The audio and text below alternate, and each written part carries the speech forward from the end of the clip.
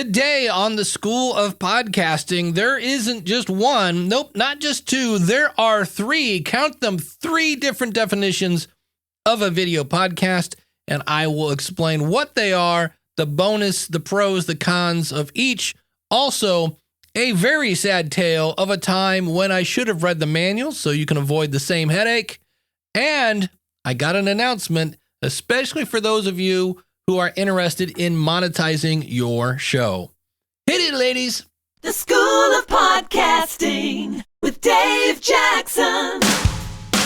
Podcasting since 2005. I'm your award-winning Hall of Fame podcast coach, Dave Jackson. Thanking you so much for tuning in.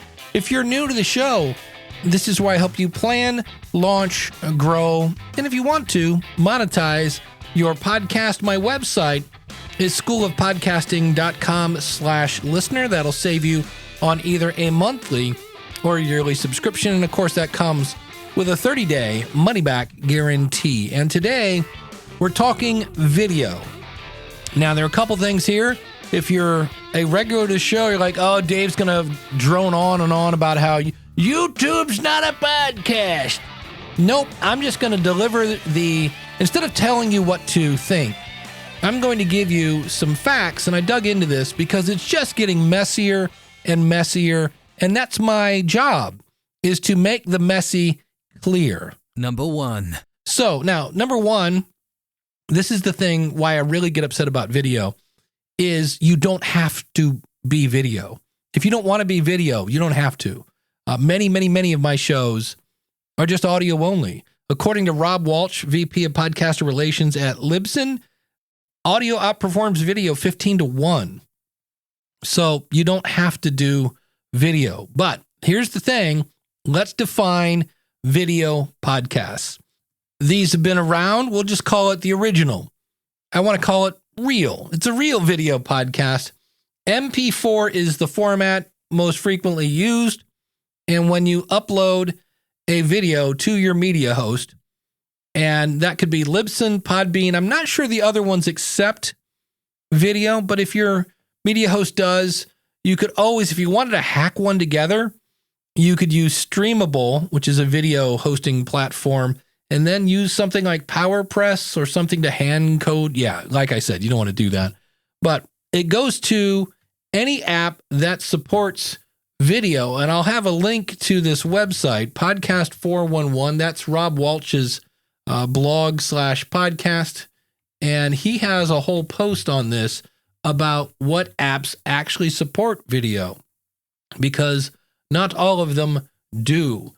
And so he mentions here that the apps that actually play the video, it's Apple Podcast, Podcast Addict, which is Android only, Podcast Republic, Pocket Casts, Podbean's app. I never heard of this one. Audials Radio, Dogcatcher, which I don't think is being upkept. I'm not sure about that. Downcast, Highcast, iCatcher, Podcruncher, Poddest, Podurama, Primecast, and RSS Radio. So then you have other apps that won't play the video, but they'll play the audio from the video. So that's Overcast, Castbox, the podcast app, iHeartRadio, Player.fm, Audible, Bowcast, Breaker, Bullhorn, Castro, Earl Audio, Luminary, Owltall, Podcast 9, Podcast Plus One, PodLP, Podster, Radio Public, Tapcast, TuneIn, and Waves. Now, if you send the following a video, they'll go, what you talking about? And the first one is Spotify. Now, we'll talk about Spotify in a second, but Spotify does not support video from an RSS feed. Google Podcasts, which probably by the time you hear this is very close to going away in the United States. Pandora, Deezer, AntennaPod, Castaway, Get Podcast, Himalaya, Pod Hero, Radio.com, Radio.net, and Sodes, Sodes. So realize not every app will actually play the video. Most of them will play either the video or the audio. But when you do a real video podcast via an RSS feed, those are all the places it goes. So let's move on to the second type of video podcast. Number 2. Next up is Spotify video podcasts. And the thing about this, they say on their website, with over 500 million users and over 100,000 video podcasts already. Now, what they're saying there is that 100,000 shows or 100,000 episodes. Spotify is your destination for video podcasts. Video podcasts see your higher episode listenership and retention on Spotify. And, they talk about you can monetize it because, they have their own little kind of Patreon built in. Realize that 3% of your audience is going to sign up for that. And look, I'll be honest, I'll talk about the pros of video here. But the one thing I wanted to say here, a Spotify podcast, the video, which is what it is, right? It's a video podcast. The video only goes to Spotify. This is why some people call Spotify a walled garden, because the features only work in Spotify. Now, they do give you an RSS feed. You have to kind of find it, but it's in there. So if you take that RSS feed and try to use it like a real video podcast and put it into Apple, and it's already in Spotify, but all these other locations, those particular apps, like let's use Apple. Apple will display the video, except, oopsie, if you're using the feed from Spotify, a Spotify video show, the video only goes to Spotify. Everybody else gets audio. So let's say you're on Podbean or Libsyn and you want to upload your video to those accounts so that it goes everywhere because it's a real video podcast. That's great.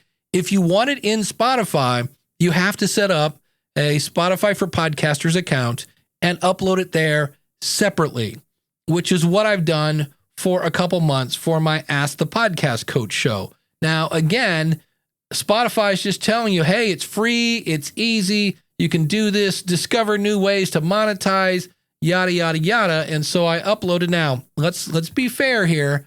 I do a podcast about podcasting. Okay, this isn't, a sex show or money or something like that. And it's called, and I'm real creative about this, Ask the Podcast Coach.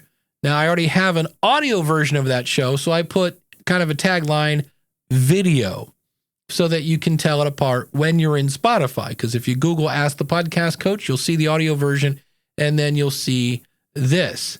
And so if I go into my episodes, the first one I uploaded was back in April of 2022. That one has 2 views. The next one, Is It Possible to Get Your Podcast Groove Back, has 1 view. And then 0, Launching a Top Podcast, Building a Pre-Launch Team for Buzz and Success, 1 view. Best Way to Market Your Podcast, 1 view. That's from July. Long story short, I have 13 episodes, and according to my analytics, I have 7 plays, of which I'm pretty sure one of those is not me. The other 6 are probably me. I do see where I have 1 person following my show, and it's estimated that my audience size is 1. So, do I promote this? No, I promote my YouTube channel, and consequently, we'll talk about that in a second. But if I said, hey, have you guys heard about this horrible school beating thing? Because that happens a lot. And this one kid just beat the snot out of the other kid. You can see it online. Are you going to go to YouTube? Or are you going to go to Spotify? You're going to go to YouTube. You go to YouTube to watch things. At least I do. So that's the second type of video podcast, a Spotify video podcast where the video only goes to Spotify. Number 3. This one I call a YouTube podcast. When you upload a video to YouTube, now that could be an actual real video, or it could be audio with some sort of static image. And then you go into YouTube and say, I dub thee a podcast. You make a playlist and then you say, I dub thee a podcast. And it is now a podcast, which means where's it going to go? Is it going to go to Apple? Is it going to go to, nope, it's going to go to YouTube and YouTube Music, which is why I call it a YouTube podcast. Now, some other things, because people go, well, wait a minute, you should be there. And absolutely, YouTube is a great place to be discovered. I'll be sharing some stats about my YouTube podcast. But the one thing I want to make sure we're all aware of is a lot of people like, oh, I'm going to put my show on YouTube so I can make some money. Now, this is done with the YouTube Partner Project, better known as YPP. Yeah, you know me. And here are the requirements. To earn with fan funding and certain shopping features, the thresholds are 500 subscribers, 3 valid public uploads in the last 90 days, and either 3,000 valid public watch hours in the past year or 3 million valid public shorts views in the last 90 days.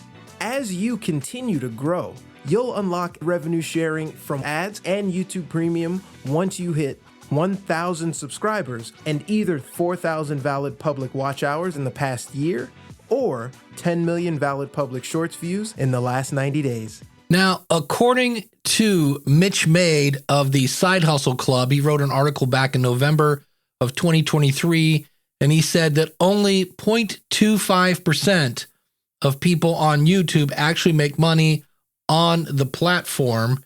And what I loved is he quoted that from, he actually put a quote to his source, which was from Alan Spicer, who is a YouTube certified expert. So I'm going to take that as a fact. If you're new to the show, I'm the head of podcaster education at Libsyn, which is the oldest podcast hosting company. So I've been pushing what I call, and I don't mean this to sound negative, but I call them fake videos. It's just audio with a static image because it's, not a video. And so I went over and looked at that channel. You set it up once and it's just been going there. And I have 181 subscribers. So remember, I need 1,000 to monetize that. I've been doing it since May of 2008. And most of my videos over there get less, if any. They get less than 10. But I had a couple that had thousands.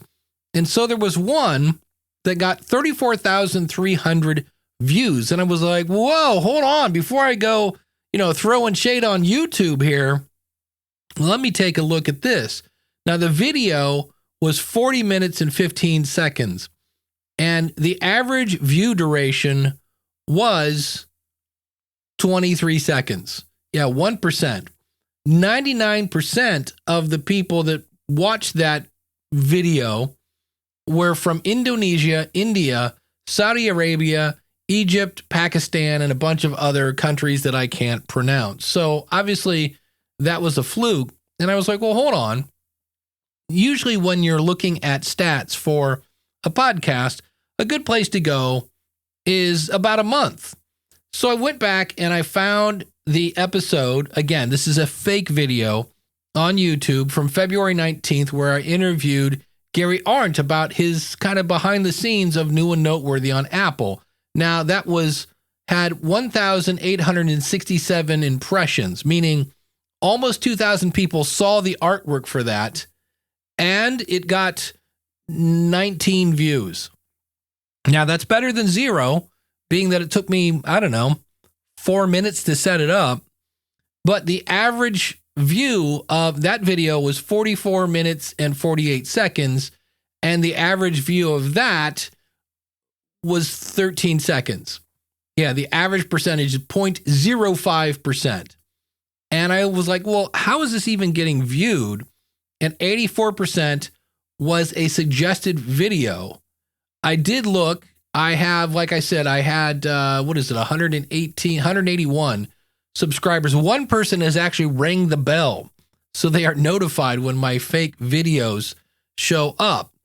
And when you think about it, right, that's 19 people that didn't know about my show before, even though the average completion percentage was 0.05%. So then I went into Apple, and the average completion rate on audio was 80%.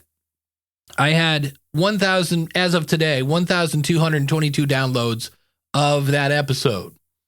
Now, the average click-through rate, this is where people see the image and they click on it. Because the thing about YouTube, the stats are absolutely insane. If you want to know what the third person that listened to your or watched your video on the third Wednesday in Sweden had for breakfast, they can probably tell you. It's insane. I wish we had that kind of stuff, but realize YouTube, you have to watch it on YouTube.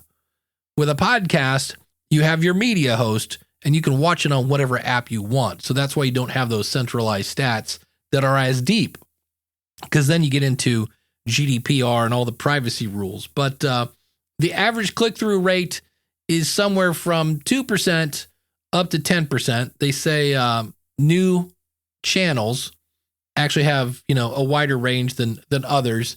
And so my thought on this, as I look over this, the average completion rate here, or they say a good one, this is straight from YouTube. They say anything over 30% has people grip through the intro and into the meat of the video. So they're like, hey, 30% is good. Now, I'm an old teacher, right? In my book, 90's an A, 80's a B, 70's a C, 60's a D, and 50 is an F. So I'm not really excited about 30%. Any video over 60% is doing a great job of keeping viewers watching through most of your content.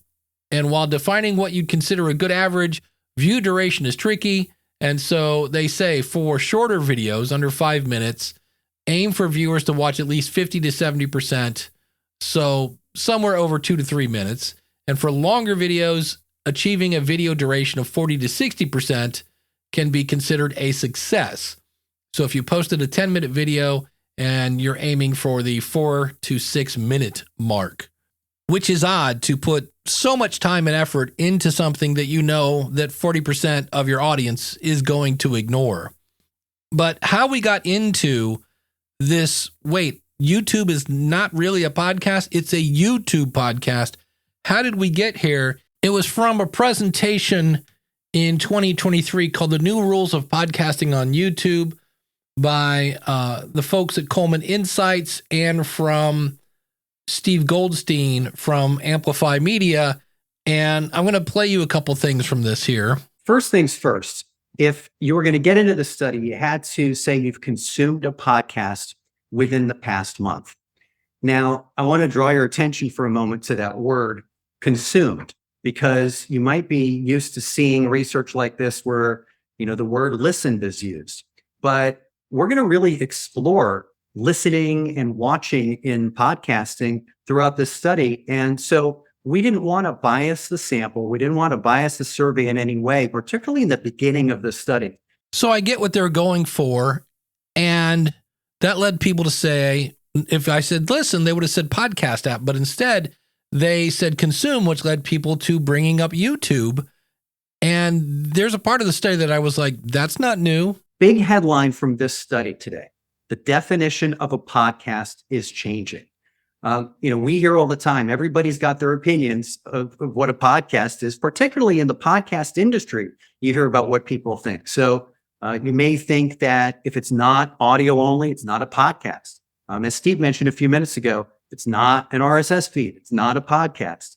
But we thought it was really important in the study to take it outside of the industry and figure out, what are podcast consumers saying? What do they think a podcast is? So we came up with a pretty simple way of asking it. How would you define a podcast? And they were given 3 choices: audio or video, audio only, and video only. And 75% of podcast consumers in the United States said that a podcast should be defined as audio or video.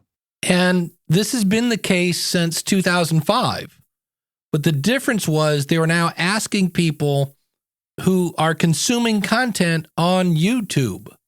And because people are recording on YouTube and they're like, hey guys, welcome to my podcast, the viewer thought they were watching a podcast. What they were watching, if they've checked the magic box, is a YouTube podcast.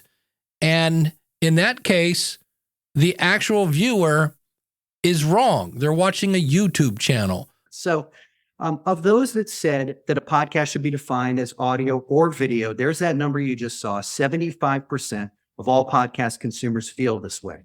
Now, when we look at specifically people that prefer YouTube to get their podcasts, It is a higher number that say audio or video. It's 89%. Shocking that people who use YouTube consume video on YouTube. And I love Tom Webster. I've respected him with his work at Edison Research, and now it sounds profitable. But again, they asked the end user, well, why do you think it's a podcast? When asked how video consumers know that a given video is a podcast and not just another YouTube video, 54% say it's, because the word podcast is in the title of the show, and I'm inclined to believe them. So if I put, I'm a male model, that's right? Another 51% noted that their determination is based on seeing either microphones or a studio or both in the video, which sets a podcast video apart from the typical video consumed on YouTube. So the difference between a podcast and a YouTuber is YouTubers use a shotgun mic? About half reported that the host or creator of the show is known for podcasting, while 30% indicated that the show is also available on audio-only podcast platforms, which further reinforces our first point, that these are the same humans who listen to podcasts, and they're fully aware of the differences. And so I do somewhat agree that there are some of the audience that knows the difference, but there's a large chunk that I don't think, because if the criteria is the type of microphone or whatever, those people need a little educating in my book.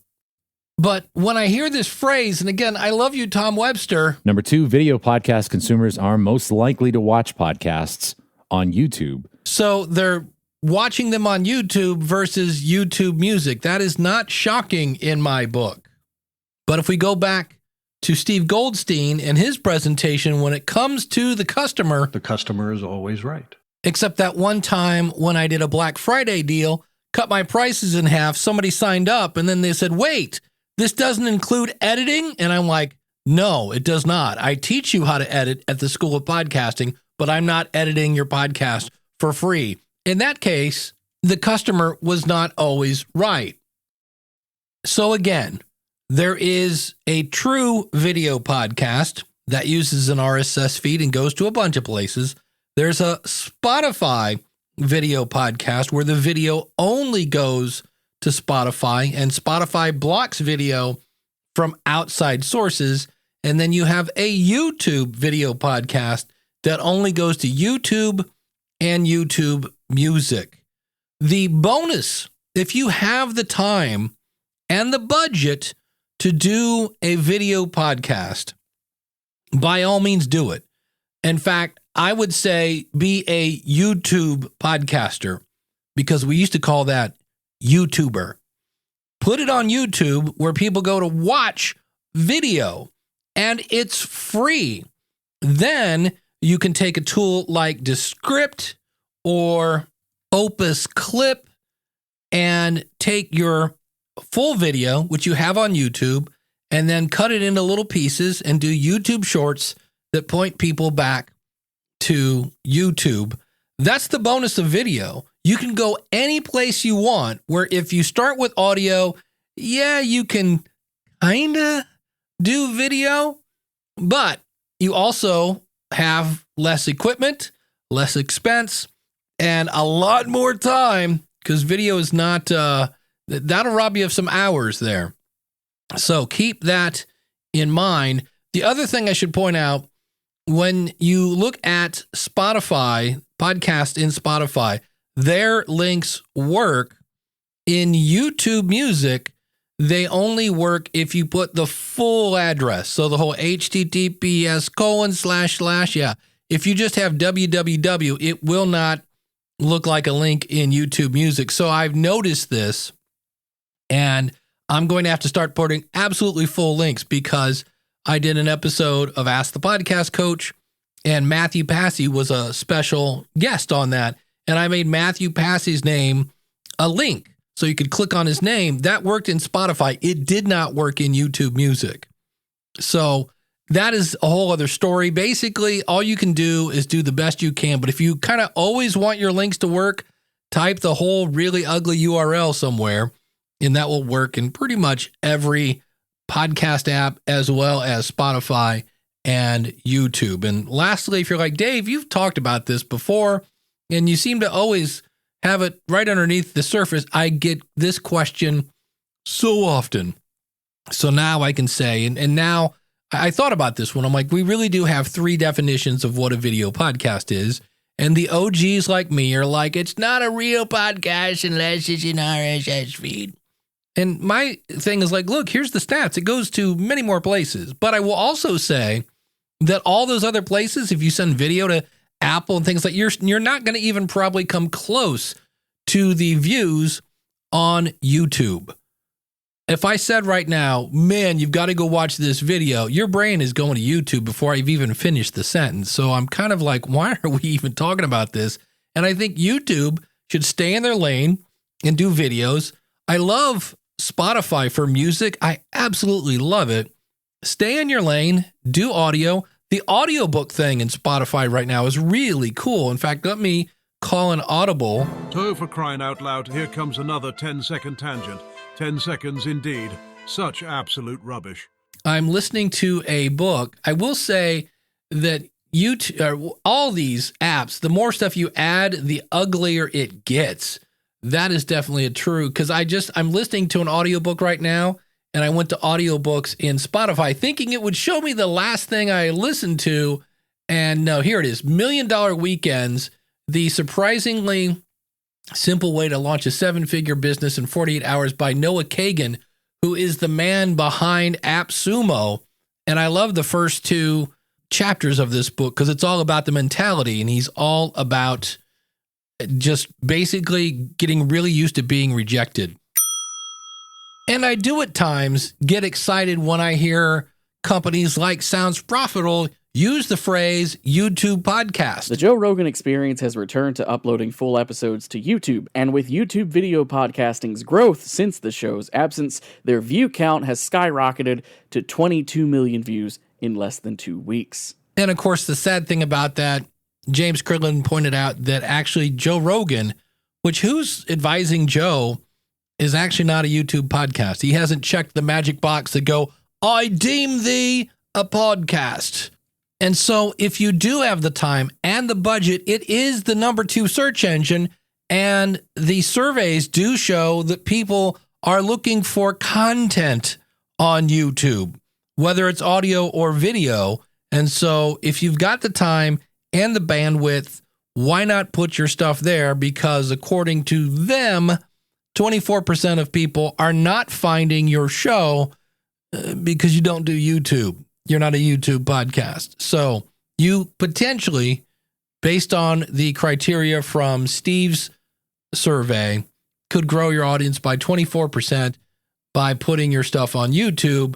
Just realize that with my kind of fake video show, I got found a lot, but they only listen for less than 1%. And that's where people go, yes, but they discovered you.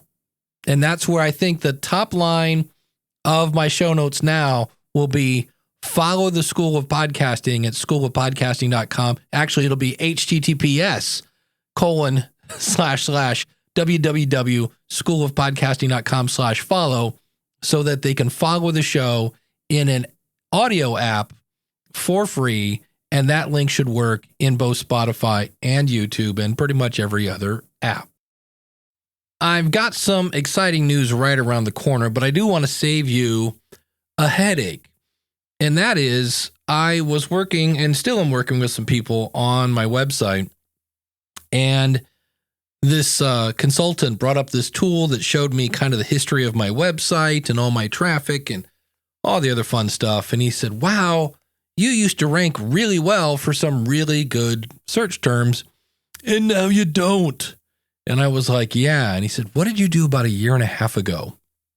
And I said, I switched from one SEO plugin to another. And he goes, okay. And to make a long story short, the other day I was using an SEO tool. I'm preparing to launch the Your Podcast website show coming soon. Find it at yourpodcastwebsite.com.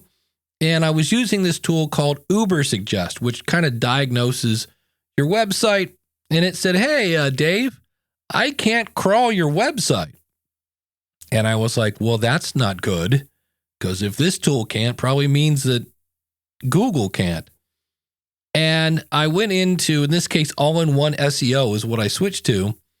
And I started digging into all the little details. And when I was growing up, my dad had a lovely saying, even though he never did it, but he did it in situations like this, and that is read the manual.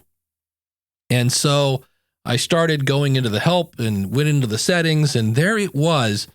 And I don't know if I did this. I'm going to assume I did this because this would not be a default. But there's this thing called robot text that behind the scenes tells visitors that come to your website where they can and can't go.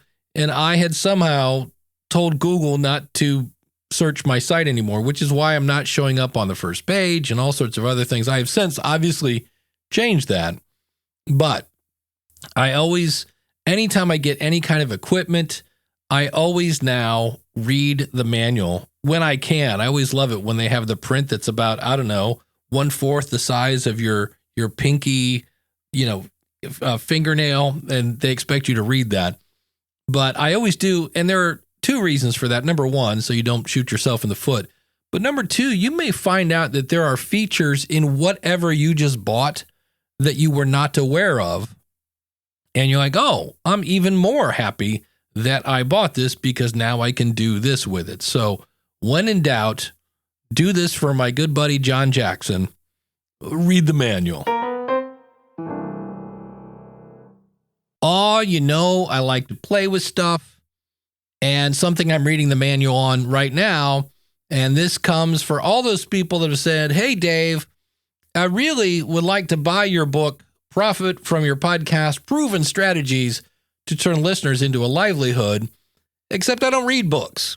And aren't you a podcaster? Shouldn't there be an audio version of your book? And I've been saying, yeah, I know. I'm going to get around to it. Well, now, if you go to schoolofpodcasting.com/audiobook, that will take you over there. Same thing, use the coupon code LISTENER, and that will save you on the book. Now, right now, it's not on Audible.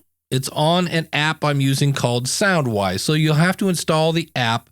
I'm working on a way that you'll be able to listen to this in Apple Podcast or whatever app that you're using. And right now, you have the opening, the foreword, chapter 1 and chapter 2. Yes, the book is not done. The book is done. The book's been done since 2020. And that's the cool thing about the audiobook. There are a couple things that are going on here. Number one, I'm going to be recording chapters the next couple days. So just full disclosure, you're not getting the whole book yet. But here's the bonus. You're going to be able to ask me questions that I will then later use as bonus parts of the book. And there are already bonus parts because the whole value for value podcasting 2.0 didn't exist when I wrote the book. And that was only a couple years ago. The book came out in 2020. And so if you're interested in hearing the book now, Profit from Your Podcast, Proven Strategies to Turn Listeners into a Livelihood, where I interviewed 70 different podcasters on making money, you can now find it at schoolofpodcasting.com/audiobook. And the other chapters will be coming along very, very soon. I got a comment on the last episode where I had Ralph on from AskRalphPodcast.com, where he does a show about finance for both people and small businesses from a Christian standpoint. And somebody said, oh, I wish I would have known Ralph was coming on. I would have sent in some questions. So there's something you might want to do if you have interviews. Ask your audience if you have a newsletter, something like that. Hey, I've got this person coming on. Do you have any questions? And then the other thing is I want to point out, you can ask Ralph questions all the time. Just go to AskRalphPodcast.com. He's got a link right there on the front page. So you can always ask Ralph about your taxes, your business, all that stuff. That was in last week's episode.